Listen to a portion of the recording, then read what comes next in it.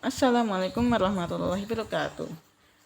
Halo teman-teman, kali ini saya berkesempatan untuk membahas 3 soal kimia mengenai titrasi asam basa. Apa sih itu titrasi?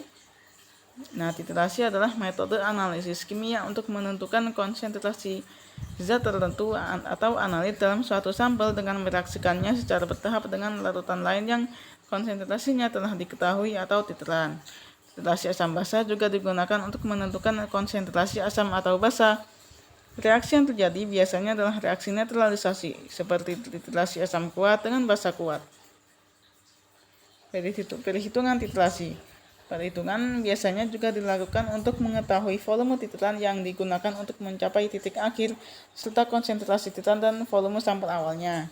Konsentrasi analit juga dapat dihitung menggunakan prinsip stoikiometri reaksi kimia. Nah, kita masuk ke pembahasan soalnya, teman-teman. Soal yang pertama, seorang siswa melakukan titrasi dan melaporkan bahwa volume NaOH yang dibutuhkan untuk menitrasi HCl dan CH3COOH dengan konsentrasi dan volume yang sama adalah identik. Terus ia menyimpulkan bahwa kedua asam tersebut itu sama kuat. Nah, bagaimanakah penilaian kita? Jawabannya adalah yang B ya, kesimpulan itu salah karena titik ekuivalennya itu berbeda. Mengapa demikian? Titrasi HCl asam kuat dengan NaOH atau basa kuat, titik ekuivalennya itu terjadi pada pH 7.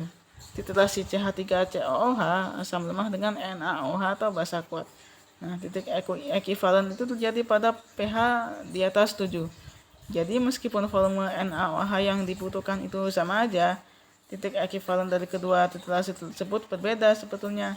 Asam kuat HCl itu kan terionisasi sempurna, sedangkan kalau asam lemah CH3COOH itu terionisasinya sebagian. Jadi kesimpulan dari siswa bahwa kedua asam tersebut sama kuat adalah salah ya teman-teman.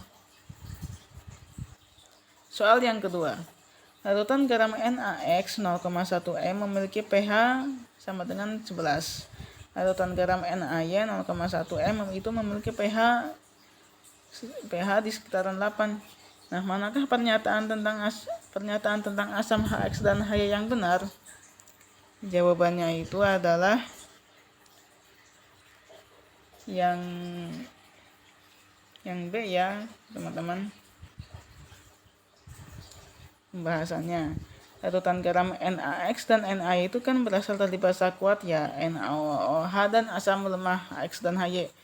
pH larutan garam NaX itu adalah 11 yang menunjukkan bahwa larutan bersifat basa atau pH di atas 7. Semakin basa suatu larutan garam dari asam lemah, maka asam lemah pembentuknya yang semakin melemah. pH larutan garam NaY adalah 8, yang juga menunjukkan larutannya bersifat basa, pH di atas 7. Tetapi tidak sekuat NaX. Ini berarti asam lemah pembentuknya HY itu lebih kuat lagi dibandingkan dengan asam lemah pembentuk si NaX atau HX. Nah, dengan demikian dapat disimpulkan bahwa kalau HY itu adalah asam yang lebih kuat daripada HX.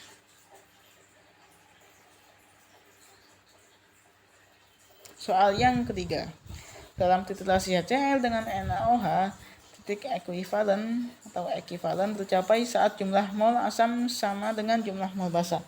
Pada titik ini, pH larutannya di sekitaran 7. Pilihlah salah satu alasan kita yang paling tepat mengapa pH pada titik ekuivalen itu sama dengan 7. Jawabannya adalah yang A ya, teman-teman. Mengapa demikian?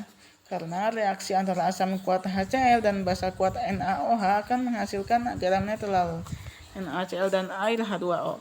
Pada titik ekuivalennya, seluruh asam dan basa itu telah bereaksi dengan sempurna karena garam yang terbentuk itu berasal dari asam kuat dan basa kuat.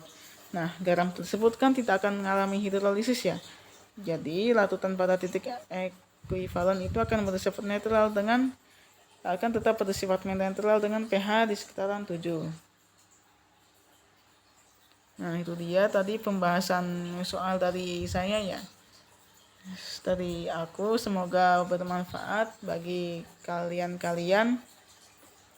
dan kurang lebihnya mohon maaf, terutama bila ada salah kata atau pengucapan.